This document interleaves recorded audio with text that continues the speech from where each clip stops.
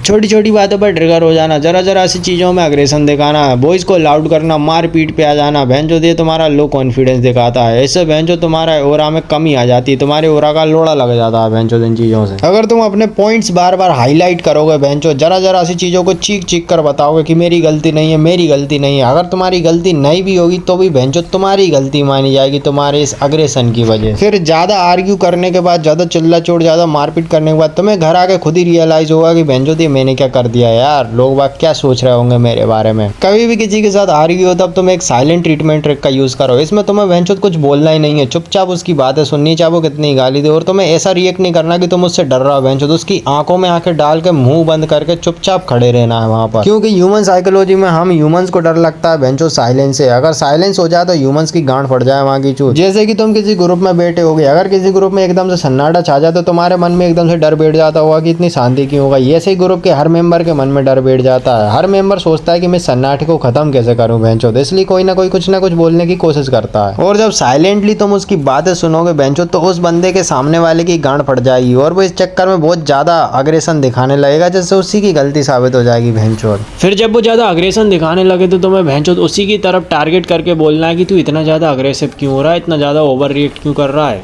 देखो silent treatment के बाद तुम क्या करते हो, तुम चिंगारी लगाते हो आग में। जब आग पकड़ जाती है बहुत तेजी से तब तुम यूज करते हो गैस लाइटिंग। अगर गैस लाइट अगर तुम किसी पे कर दो तो सामने वाले की रियलिटी पे शक होने लगता है, सामने वाले को वो अपने आप से अनकंफर्टेबल हो जाता है भैंचोद। अगर तुम इस बात को बोल दो कि हम आराम से भी बात कर सकते हैं, तो इतना ओवर रिएक्ट क्यों कर रहा है इतनी सी बात पर, तो भैंचोद उसके आसपास वाले भी उसके अगेंस्ट हो जाएंगे कि ये बंदा बहुत ओवर रिएक्ट कर रहा है यार। जिससे अगर तुम्हारी गलती भी नहीं होगी तो भी भैंचोद तुम गलत साबित नहीं होगे और तुम्हें बाद में भैंचोद उसके पुराने गड़े मुर्दे उखाड़ने हैं भैंचोद, उसकी पुरानी गलती को उसी टाइम हाईलाइट करना है। और हमेशा आर्ग्यू करते टाइम अपने लॉजिक और अपने फैक्ट्स को क्लियर रखना है मागीचूद। और हमेशा याद रखना भैंचोद, अगर गलती तुम्हारी भी हो तो भी कभी तुम्हें एक्सेप्ट नहीं करना भैंचोद, भले ही तुम साबित हो जाओ। हमेशा पहले साइलेंट ट्रीटमेंट का यूज करना है, फिर उसके बाद सामने वाले को गैस लाइट कर देना। इससे तुम भैंचोद सामने वाले को ट्रिगर करके उसी के ही अग्रेशन को उसी के ऊपर हावी करवा सकते हो भैंचोद। That's manipulation. सिर्फ 2 या 2.5 मिनट में भैंचोद मैंने इतनी खतरनाक ट्रिक बता दी है कि तुम सामने वाले की साइकोलॉजी पर अटैक कर सकते हो। तुम अपने ब्रेन के जरिए बड़े से बड़े खली जैसे आदमी को गिरा सकते हो मागीचूद। ये है मैनिपुलेशन ट्रिक। इसके आगे भैंचोद दुनिया झुक सकती है। अगर तुम्हें एक बार मैनिपुलेशन आ गई ना भैंचोद, ये पूरी दुनिया तुम्हारी गुलाम है मागीचूद। और बात सिर्फ किसी को मैनिपुलेट करने की नहीं है, अगर कोई तुम्हें मैनिपुलेट भी कर रहा हो तो भैंचोद तुम्हें पता चल जाता है। क्योंकि आज तक ये बड़ी बड़ी कंपनियां, बड़े बड़े गेम्स आज तक तुम्हें मैनिपुलेट ही करते आ रहे हैं, लेकिन तुम्हें इस बात का अंदाजा नहीं है। क्योंकि इन ट्रिक्स से भैंचोद लोगों को लत लग जाती है, तुम कभी उन चीज़ों से बाहर नहीं आ पाते। और अब ये वो युग नहीं रहा कि तुम मार पिटाई से काम चला लोगे। ये भैंचोद मैनिपुलेशन का युग है, जहाँ जिसके अंदर जितनी चालाकी, जितना चंड बना और जितना भैंचोद जिसके अंदर छल कपट होगा वही राज करेगा मागीचूद। और इस ट्रिक्स को गलत मत समझना, मैनिपुलेशन ट्रिक कोई गलत नहीं है भैंचोद। अगर तुम नहीं करोगे तो कोई और तुम्हारे ऊपर करेगा मागीचूद। अगर तुम चाहते हो कि सामने वाला तुमसे ऑब्सेस्ड हो जाए भैंचोद, तुम्हें चाहकर भी नहीं भूल पाए मागीचूद, रिलेशनशिप का पूरा कंट्रोल तुम्हारे हाथ में हो। तुम रिलेशनशिप का जब चाहे सब डायनामिक चेंज कर पाओ। सामने वाले को तुम्हारी ऐसी लत लग जाए जैसे कि सिगरेट की लत होती है भैंचोद, तुम चाहकर भी नहीं छोड़ पाते मागीचूद। तो तुम्हें यूज करना है कि सबसे पहले तुम्हें देना भर भर के अटेंशन, और अटेंशन देने से पहले ये डिपेंड करता है कि तुम भैंचोद बात कैसे करते हो सामने वाले से। अगर लड़की कह रही है कि भैंचोद मुझे पिंक कलर पसंद है, लेकिन तुम्हें भैंचोद पिंक कलर देखकर सूर्यवंशम वाली उल्टी हो जाती है, लेकिन फिर भी तुम भैंचोद उसकी हाँ में हाँ भर रहे हो, तुम बोल रहे हो कि मुझे पिंक पसंद है, तो तुम भैंचोद छूती हो। अगर तुम 2012 की तरह बात करते हो कि बेबी खाना खाया, अरे नहीं खाया, बेबी मैं तुम्हारे लिए नस काट लूंगा, भाई मैं तुमसे बहुत प्यार करता हूँ, तुम्हारे बिना जी नहीं पाऊंगा, तो ऐसी ना मर्दों वाली बातें करना बंद कर दो, मर्दों की तरह रहो। ये जेन जी का जमाना चल रहा है, ये 2025 है माँ की चूत। अटेंशन का मतलब ये नहीं होता कि तुम्हें ये दिखाना कि तुम्हें सामने वाले की बहुत ज़्यादा नीड है। अटेंशन का मतलब ये होता है कि तुम्हें बात करना है। झांटुओं वाली फ्लर्टिंग करना बंद करो 2012 की, सिर्फ बात करना ही मतलब होता है अटेंशन का, ज़्यादा सोचने की ज़रूरत नहीं है। अटेंशन का मतलब बहन चूत हल्की सी तारीफ करो, हल्की सी बेइज्जती करो बहन की चूत, हल्की सी बकचोदी करो माँ की चूत। अपने बारे में ज़्यादा कुछ नहीं बताना, खुली किताब बन के नहीं रहना है सामने वाले के सामने। और हल्की सी फ्लर्टिंग करो, वो भी ऐसी वैसी फ्लर्टिंग नहीं, बिल्कुल डार्क फ्लर्टिंग, बिना शर्म के बहन चूत सारी सारी खुली बात है माँ की चूत, और फिर बाद में गोश्त कर दो माँ की चूत। मतलब कुछ दिन अच्छे से बात करो, फिर उसके बाद भैंचोद इग्नोर करना चालू कर दो। ऐसे बिहेव करो जैसे कि ये अनजान है सामने वाला है, इग्नोर करके निकल जाओ माँ की चूत। अटेंशन ही मत दो, भाव ही मत दो बहन की चूत, बिल्कुल इंटरेस्ट ही मत दिखाओ भैंचोद। फिर एकदम से तुम वापस अटेंशन देने लग जाओ। कभी तो इतना अटेंशन दो उसकी औकात से भी ज्यादा, कभी कभी भैंचोद इग्नोर करने लग जाओ, कभी कभी इतना इग्नोर कर दो कि सामने वाले की गांड ही फट जाए माँ की चूत। कभी कभी थोड़ा थोड़ा अटेंशन दो, कभी कभी